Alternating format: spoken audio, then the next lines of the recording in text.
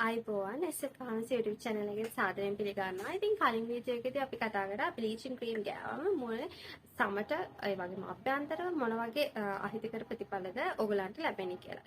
ඉතින් මෙවැනි toxic chemical අඩංගු bleaching cream එකක් ගාලා නැවතුවට පස්සේ අපේ වචනෙන් කියනවා නම් මූණ ගන්න දෙයක් නැති වෙනවා. ඒ කියන්නේ සවුත් වෙලා යනවා. ඉතින් එහෙනම් එවැනි damage skin එකකට අපි මොන වගේ සත්කාරයක්ද බාහිරවද අභ්‍යන්තරවද කළ යුත්තේ? ඒ treatment මොන වගේද වෙන්න ඕනේ කියන එක ගැන මේ වීඩියෝ යටතේ මම සාකච්ඡා කරනවා.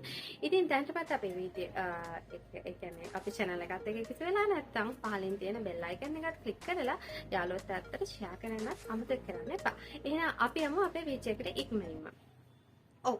bleaching cream නැත්නම් toxic සැර අහිතකර රසායනික ද්‍රව්‍ය අඩංගු දේවල් ගාලා සුදු වුණාට පස්සේ ඒ ස්කින් එක ඇත්තටම කියනවා නැවත රිකවර් කරගන්න කාලයක් යනවා. ඒ සඳහා අපි කැප වෙන්න ඕනේ. බාහිර ප්‍රතිකාර මොන වගේද කියන දේවල් ගැන නම් ගොඩක් වීඩියෝස් YouTube එකේ අන්තර්ගත වෙලා තියෙනවා. නමුත් මම සරලව කියන්නම් external treatments වලදී ඔයගොල්ලෝ කිසිම සැර chemical එකක් ගන්න බෑ. කිසිම ආලේපනයකට යන්න බෑ. harsh chemical, powerful ingredients, එවැනි දේවල් අඩංගු cleanser, scrub, face pack, creams කිසිම දෙයකට ඔයගොල්ලෝ යන්න බෑ. නිකන් හරි ඔයගොල්ලෝ ආලේපන ඒ දේවල් පාවිච්චි කරොත් ඔයගොල්ලන්ගේ skin එක තව තවත් damage වීමක් පමණයි සිදු වෙන්නේ. සම්පූර්ණයෙන්ම එවැනි දේවල් නවත්තන්න ඕනේ. මොකද ඔයගොල්ලන්ගේ skin barrier එක හොඳ healthy skin barrier එක මේ වෙද්දි damage වෙලා ඉවරයි.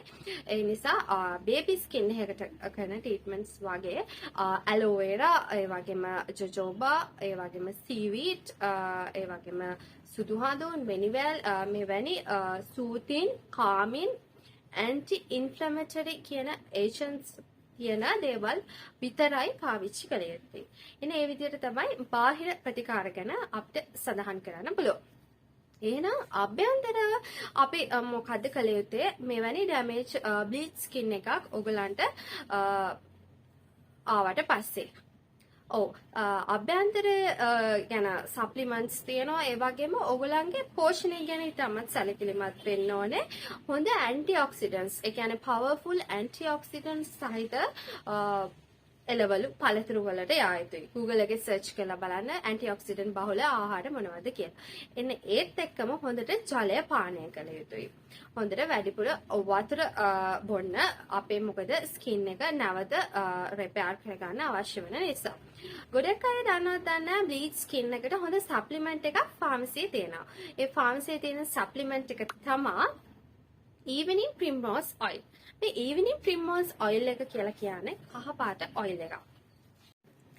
මෙන්න මේ මගේ අතේ තියෙන evening primrose oil කියන supplement එක. එතකොට මේක pharmacist වල විවිධ brands වලින් එනවා. මේකේ තියෙන්නේ GLA gamma linoleic acid 100 mg සහ natural vitamin E combine වෙලා තමයි සාමාන්‍ය normal මේ supplement එක එන්නේ. combination එකක් විදියට. සාමාන්‍යයෙන් gamma linoleic acid 100 mg වෙනවා 120 mg වෙනවා. ඉතින් සාමාන්‍යයෙන් මේ gamma linoleic acid 100 mg විතර හවස ඔයගොල්ලන් නැත්තම් දවස් සැරයක් හෝ මාස 3ක් වගේ එක දිගට අඛණ්ඩව ඔයගොල්ලෝ bleach damage skin එකක් හිමි කෙනෙක් නම් පාවිච්චි කරලා බලන්න මොන වගේ වෙනසක්ද ඔයගොල්ලන්ට ලැබෙන්නේ කියලා.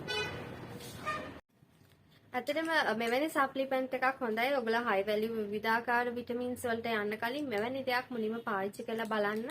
ඉතින් සප්ලිමන්ට් එකක් නේ ඉක්මනින්ම අර ප්‍රතිකාරයක් වෙන්නේ නැහැ. ටික දවසක් පාවිච්චි කරද්දී තමයි ඔයගොල්ලන්ගේ skin එක heal වෙන්නේ, soothe වෙන්නේ, hydrate වෙන්නේ.